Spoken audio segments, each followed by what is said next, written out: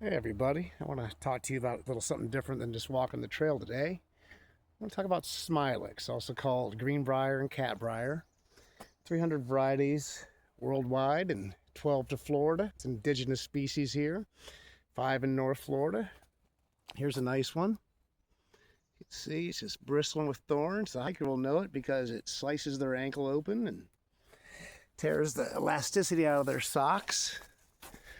And they might not know is actually a very important plant out here. The berries, which come in the year, are an important source of food for birds, and the leaves are edible. And it's actually classified as non-toxic. You can actually eat parts of it if you so inclined. They used to use the tuber part, which is why it's so hard to kill, to make sarsaparilla. But that was a long time ago. That's why they're also hard to get rid of. Any homeowner will attest to that. Here we have some more. It's growing out of the ground, growing up, climbing on anything. They're also important for small mammals and rodents because they're nice and thick. They give it a good place for them to hide. Now, in traditional medicine, they have ascribed healing powers for skin disorders like psoriasis and eczema. And they also say that it's good for cancer. See right here, that little guy, he's serving as a little post for this other plant. And you can see the growing tip of it.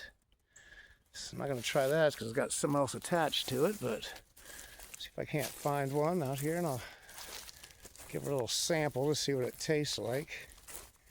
They say it tastes like uncooked asparagus. You can see here's a nice big one. Here's my thumb for comparison. And it's just bristling all the way down. The reason they're so hard to get out is because of this. I'm going to set it on the ground here. You can see I dug this one up earlier. It's got one little vine coming out of it.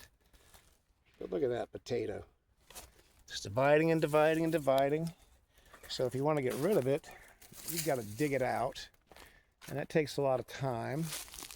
Some more growing up.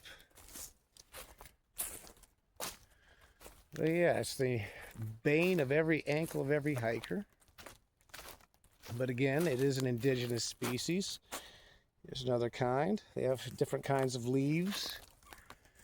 Some more just growing up the tree, doing its thing. Yeah.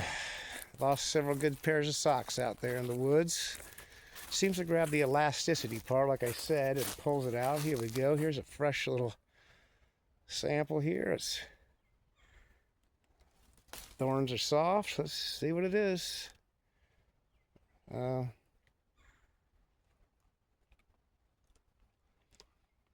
guess if you're out of food in the woods, you can eat it. Not bad. I wouldn't pay for it at a restaurant. I'm really not getting asparagus taste out of it.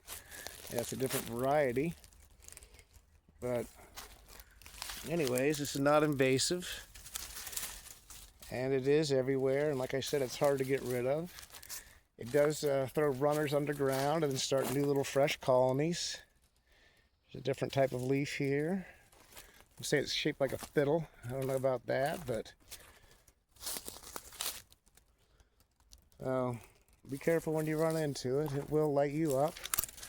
And again, if you want to get rid of it, you need a shovel. And when you think you got it all, just dig some more. Dig some more. Let's try this one. It looks a little different variety.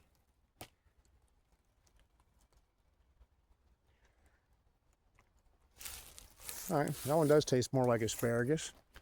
But anyways, I can only imagine, I've looked at that one tuber, what this one here would look like. Sometimes they're different colors. Here's a brown one. Also studded with vines and thorns.